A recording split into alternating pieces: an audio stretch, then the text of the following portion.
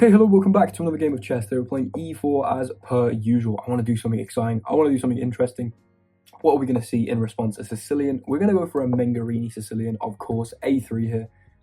Trying to play b4 against the move knight to c6, which is the most common move at my level. You can look in the database on Lichess. Sacrificing this pawn here. c3, kicking the knight back, and then claiming the full center with d4. Taking on d5, and then the most awesome bit of preparation, taking this knight, and you know how knights on the rim are dim. We put it on the rim anyway, because c3 is taken by this beautiful pawn, which is stopping any infiltration from the knight. It also secures the d4 pawn, more importantly. But simply, there are two ways that you can access b5 straight away, and they go for a6. And we are going to go into b5 anyway, because you cannot take this, because rook takes rook, and you will get absolutely finished along the a file and then along the entire back rank. So they cannot take the rook, the knight rather. Sorry, this is a false threat. Here, I believe we can do this, or maybe we play d5. Let's go for d5. We're going to play d5 because why not? We force this knight to move. If it comes here, then we go bishop f4. And we attack the knight, and if it moves again, then we can go check. And that is going to be beautiful stuff. The reason that we don't go bishop f4 immediately, I believe, is because the move e5 happens. And yes, we can take that pawn for free. And yes, after a trade of queens, we have to take with the king, actually. Because if we take with the rook, then this knight actually does hang. So, I mean, it's not so simple. They go for knight to a5. Wow. But now this pawn's here, I can take en passant. After bishop f4, e5, we take en passant. And the bishop's opened up again. Whereas before, if we go bishop f4 and we see e5, we take here, the bishop's temporarily closed. And so our opponent buys himself enough time to stop this threat of knight to c7, which is obviously the idea of going knight a3, knight b5. So they go knight a5 here, but now I do like bishop f4. But can you just take this? Because this is no longer a pin. You maybe, absolutely, maybe, definitely can. And that is concerning. Do I have queen a4 with a checkmate in one threat? I have two different checkmate in one threat. Double check. Okay, queen a4 is beautiful. If you take this, I play bishop takes. You have to work with bishop, else you're losing the queen. So queen a4 takes, bishop d7. Then I take, queen takes. I just feel like I'm losing that. I do just feel like I'm losing that. But I also really like the idea. Queen a4 takes, bishop d7, takes, queen takes, sack my queen, perhaps. Definitely a horrific blunder, but funny.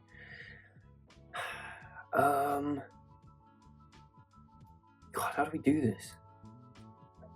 If I go bishop f4 now, you just take my knight. Bishop f4, you take my knight, I go check. Bishop blocks. There's just nothing there, right? I may have to concede and move this knight, which is kind of fine because we leave the knight on a5. So I'm not too concerned about that. If I do this though, then they can take here. No, I guess they can. But then, no, because then queen a4. Okay, we're going to go here. There's a little trap. The trap is this. If they take this pawn, which seems to be free, we unleash queen to a4, which was the idea I kind of wanted to play, but I don't think I could get away with last move, giving up this knight. But queen a4 is still an immense threat here, hitting the knight and hitting the king. There we go. There we go. Excellent stuff. Sneaky little Menger line here, where we just now take. Okay, now the pawn blocks. Right, so we have won a knight for a pawn. We are completely winning. And this pawn is really, really weak. Also the c6 square. Okay, they want to remove my queen from the defense of d5 so they can take it.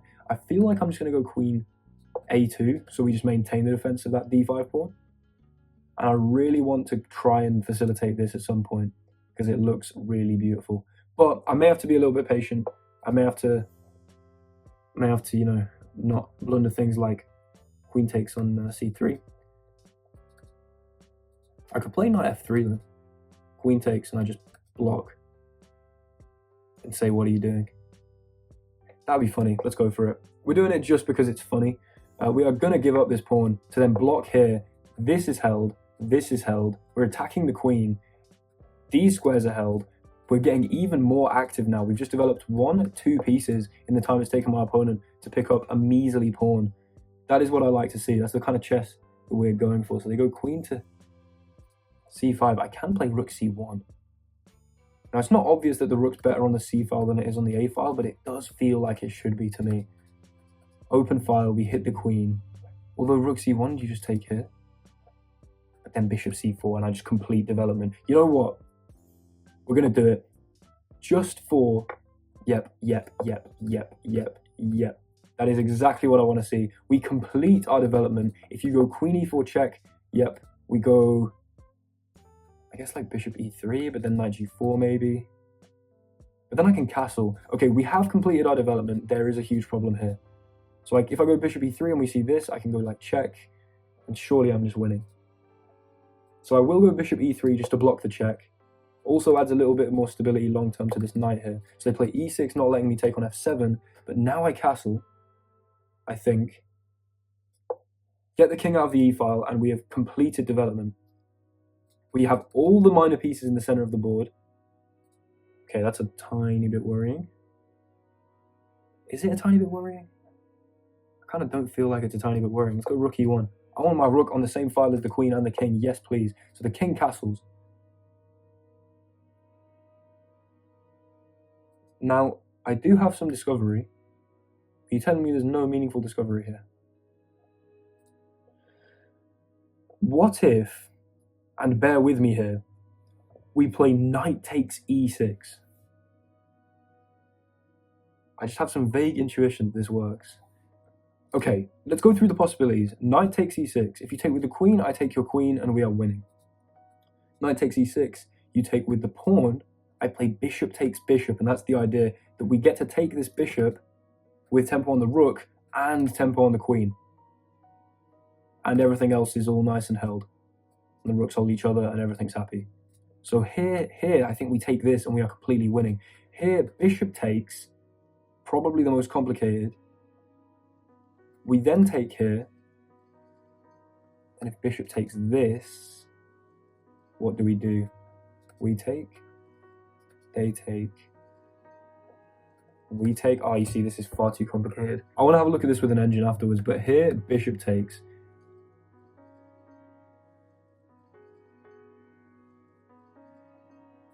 Bishop takes. Bishop takes. Wait, but I can play rook takes because the knight holds the rook. I think this does work, guys. I think knight takes here does actually work. We're going to go for it. Knight takes e6. What an idea. I didn't even calculate if this. Yeah, but then I just take. Yeah, so they take with the bishop. Okay, fine. Now I take this. This is the whole idea. Unveiling onto the queen. They have to take my bishop here. Otherwise, just, what are you doing? But then I take with the rook. And this is held by the knight. So I take with the rook, with tempo on the queen, hanging in multiple different ways. I don't think I could have taken the queen here, because then you take my queen. And then even if I take your rook, you get this. And I can save my bishop, but I'm not so comfortable in that endgame, so I feel like I might just be down 2 pawns. Maybe I've calculated that wrong. But now the queen moves. This rook is now pinned to my queen, by the way. But it doesn't matter because I can always go rook c2. We just take this. You go here attacking the rook, which is pinned to the queen. I don't care. I go rook c2. Defending my queen. Oh, yes. Oh, yes. What a little tactic. Knight takes e6. Now the king moves to take the bishop. I guess my opponent didn't want to hang this. We can give a check to unpin our rook.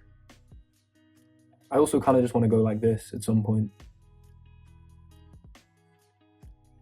We'll start with a check, just to unpin the rook. I could have also gone rook c2. We're not in any trouble here. And then I think, I might just play this. rook ec1 and say, what are you doing about check, takes, and checkmate? You're going to try and mate me. Understandable. Very understandable. I feel like I should just play h3 and just say, no. You're not going to checkmate me. I will generate a bit of what is called Luft, which is the German word for air. A bit of breathing room here on h2 for the king. The king will not be smothered against the back rank. So now we see this. I can just go here, right? And here we force the exchange of a rook off the board. We're just going to have this extra knight here. Oh, surely there's some like really interesting move. Oh, if the king was here, there'd be the beautiful queen f8. Unfortunately, if queen f8, the king can just, yep, unlucky. I do need to hurry up a little bit. I feel like this is a really good move. I can't exactly say why. I feel I'm attacking this.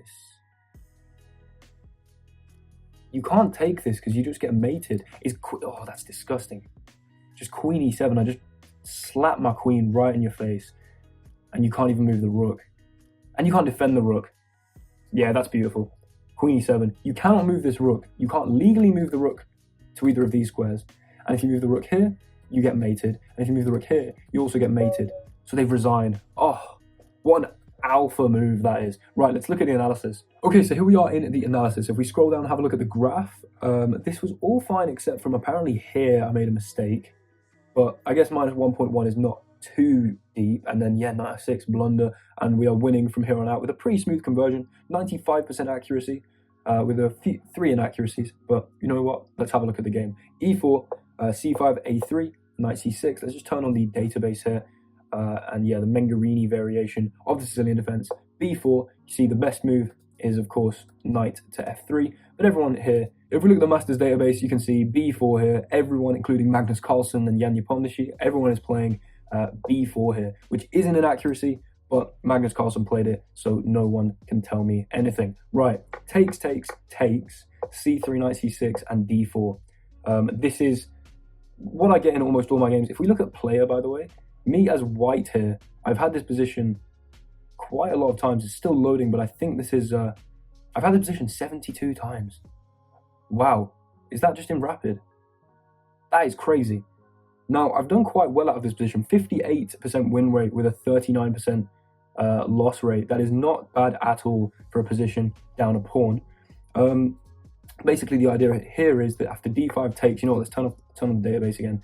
Yeah, because look, all of a sudden, 62% of these have been wins. I've always played knight a3, and then here, a6, knight b5, and apparently I've lost one game after queen d8, but here, it's a really, really good position. The reason being that, yeah, queen d8 is the only move they can go for to defend this threat on c7. There are a lot of really bad moves. Let's say you try and go queen here, we can actually do this, and then you just, there's nothing you can do about this without, you know, moving the king or the rook very uncomfortably. So, they go back, push the pawn forward. I could have gone bishop f4. Nobody likes d5. Because as I said, bishop f4 is e5. And then I take, and after the trade of the queens, I have to take with the king. And yeah, I'm just a little bit worse here. So, I mean, my opponent has to go bishop g4. What if f3? Oh, then they castle queenside with check. And I have to go knight d6 to block, but then they can go here and here. Okay, that gets really complicated. I think I was right in saying, though, that playing d5 instead is a little stronger. Now, my opponent had to find knight a5, which they did. Wait, telling me queen a4 is a move. They take, I take, they go here. Oh my god, and I just leave it. I calculated this, but I didn't calculate just leaving every bit of tension here and just playing knight f3. That is the only winning move. Okay, I'm going to make that my new preparation because that is really fun. After knight f3, if they take, then they're getting sourced here because queen here, and we can pick this up. Okay, wow, so they just can't take, and they're just paralyzed, and everything looks disgusting. Wow, and if knight f6, knight e5, and if g6, we take this, knight takes, and it's all just paralyzed. Queen hitting the rook. This is disgusting. They have to play f6. Okay, I really like this. I'll look at it in my own time. Probably make a video on the Sicilian Mengarini preparation if you guys are interested in that. I will do a big study and make a tutorial on how to play this Mengarini, or how I play it anyway. But instead of going for queen a4, we dropped the knight back, and this was the inaccuracy, because my opponent could have taken this, because after check, oh my god, they just block with the knight, because the pawn's not here anymore. Okay, hopefully you guys weren't cringing too hard in the game when you were hearing me talking about how they couldn't take this pawn. That is embarrassing. I might have tried bishop b5 here, but then just bishop d7, and there's no... Yeah, I'm just down 2 pawns. Okay, fortunately they didn't go for that. Now we can go queen a4, sneaky idea. Taking this here and going all the way back to a2, best move, holding onto the pawn. Then we are much, much better here. And I had this move. Wow, okay. I decided to just go knight f3 because I really like this idea. If you give the engine a second though, come on, there we go. Then yeah, after they take this pawn, bishop d2, we've got loads of activity. Queen c5, it kind of wants me to take on a6, but I went rook here, takes bishop c4, check, bishop e3. Right, I really like the way I've done this. Technically, I'm not actually up any material. I have 1 knight for 3 pawns. However, my activity and my opponent's king weakness is a huge factor. So e6, I just castle here, best move. Now, here, oh my god, knight e6, best move. Beautiful stuff. I could have played rook fe1, which is what I did do. What? I didn't play knight f... Oh my god, I could have played it before. I thought I was a genius. Damn. Okay, I'll still claim genius. Here I could have taken this. How? Takes. Oh my god, and if you take this, then I go rook e1. So it's just a different move order. It would have worked in a different move order. Because if you take here, and then take this, then I go rook here, and I'm hitting the queen.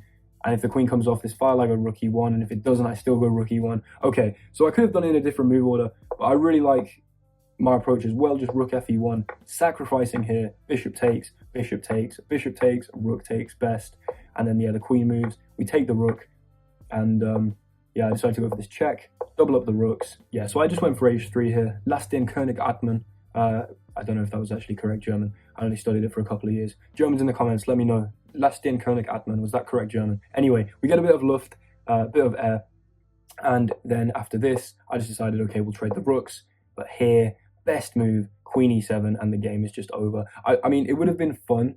Let's just say, I don't know, say some stupid moves happened, and I just did this and this and this and this. Then I have this really nice move as I was thinking about queen f8, dragging the rook back here to then go check, forcing the knight to block, where I can then go check, king takes, rook here, queen blocks, and then mate. That was an idea that I thought about, but obviously it doesn't work because that was not the position and the king was not on h8. But instead we just go here, queen e7, and as I said, there's no way you can move this rook. These two moves aren't legal, and these two moves both result in very, very quick checkmates. So the quickest move, or sorry, the most resilient move would have been h5 to give the king a bit of luft in their sense, but then we can just take this here, we can pick up the queen, and yeah, it's just gonna be a complete win. So really clean win, 95% accuracy. Unfortunately, this move here, yeah, this was the only bad bit of that game, that I didn't realize that they could go knight back to c6. Embarrassing stuff. But let's end it on a good note. Looking at that final move, queen to e7 there, beautiful stuff.